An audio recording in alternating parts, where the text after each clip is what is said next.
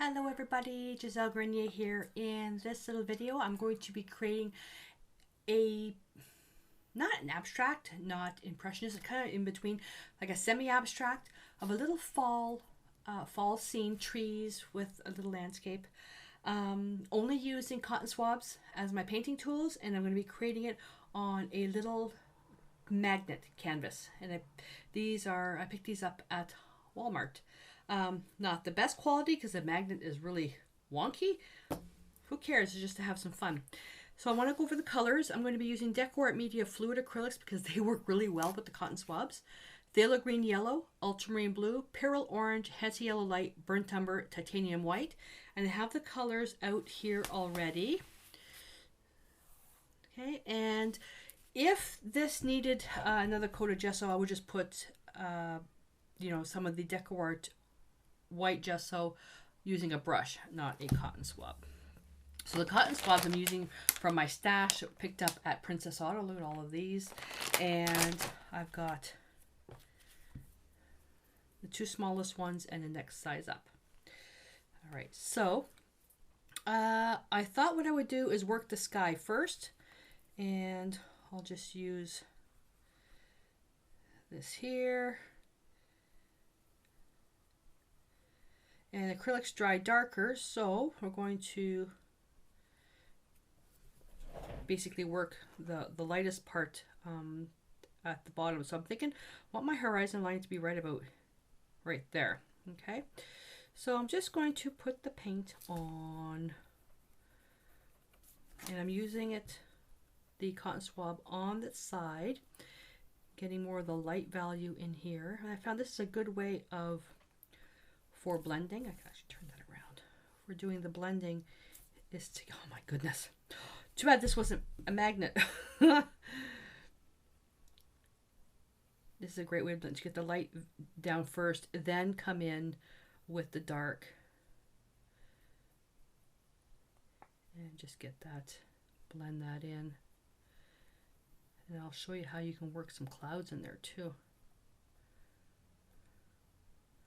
I'm going to bring that right down because it'll be easier when I put the trees in. Get the side in there and the top, because these are magnets. These don't get framed.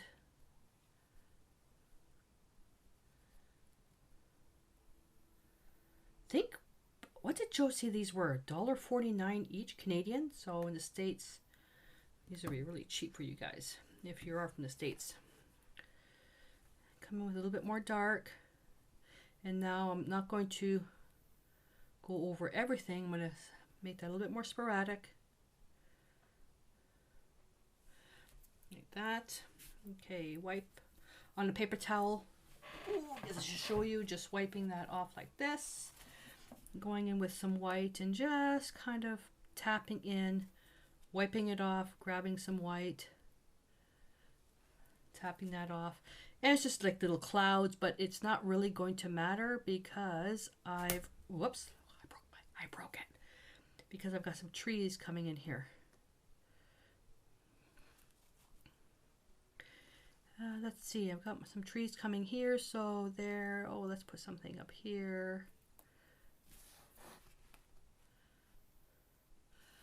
Okay, these work out really well for clouds. All right, these sticks here, I keep these because they're great for dotting circles. Okay, so I'm going to let that dry before I do the trees. Now for the groundwork, let's get, I can use the same brush, let's get some phthalo green yellow with some burnt umber and some yellow. And let's just get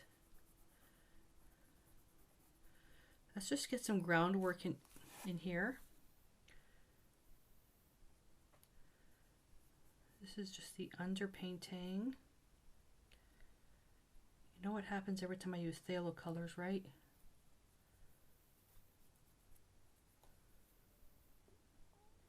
If Joe sees me painting without wearing my painting apron, I'm going to pay. There we go. Done. It's a scene. It's from a scene, let's say, from the wheat fields in Alberta, Saskatchewan. Not sure. So I want to get some bit brighter colors in there. Let's get a little bit more yellow in there. Now yellow's transparent, so that's why the yellow really isn't sticking out a heck of a lot.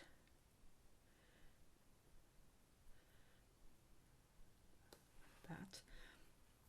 And I'll let that dry a little bit. Dry. And let's go into, I'm going to go with a little bit more of the darker color because I know what's going to happen. I need to shade where the tree is going to go. Now I can make this as one tree or multiple trees. I'm going to start off with just one tree because this canvas is tiny. Is that horizon line straight? It's not bad. It's not bad. You gotta make sure it's straight. This will also hold the orange a little nicer when I put that color in there. All right, the stalk, tree trunk, right there. Oh my God. Okay, that's pretty disgusting. What kind of tree trunk is that? Oh, this is sucky tree trunk. Should have used the longer stick. And let's see, gonna take some more of that green, gonna make a little bit more. We need dark to show light, light to show dark, so I'm gonna make the initial part of the tree dark. Not that dark.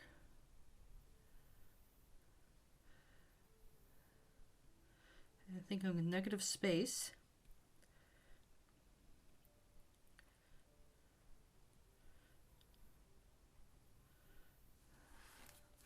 That's actually pretty good right there. Bring some of the darker color down here. The light source is coming from here, so this side here is going to be much darker. And while I'm here,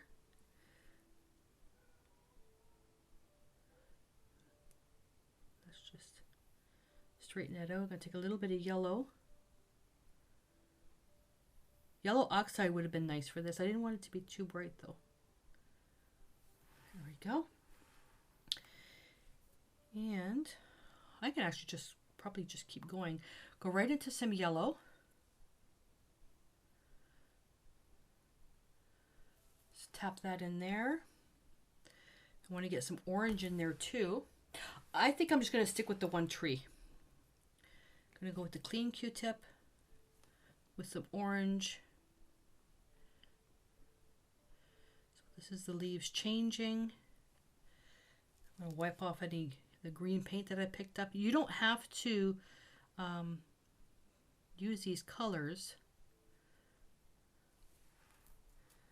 I'm going to take some of that orange and I'm going to reflect it back down in here. The green is pretty dry. This is also semi-transparent. And then go in a bit more yellow.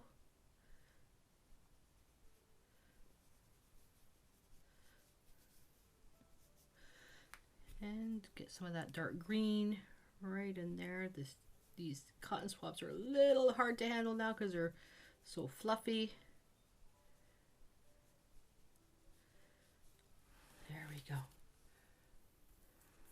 Told you it was going to be a little abstract. I'm going to blend some of these colors in.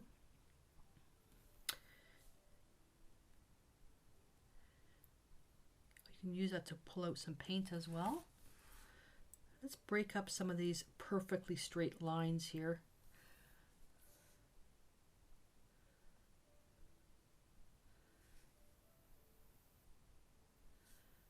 Put more yellow in there. There we are.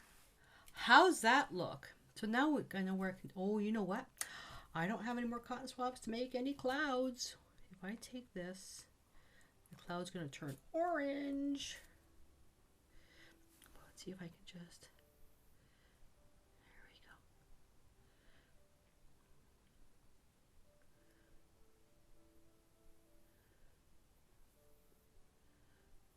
That's actually not too bad. Little orange clouds. Fade that into background.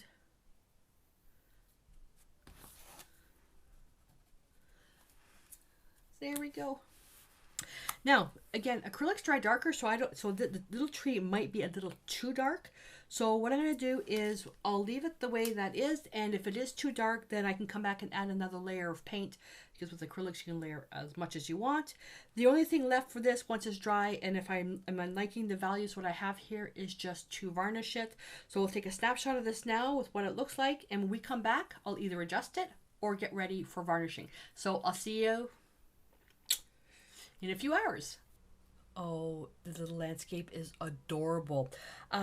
So this is what it looks like now. And so I'm going to varnish it. I was going to use the soft touch varnish. I'm going to change it to the satin varnish instead. And although the brush is a little bit big,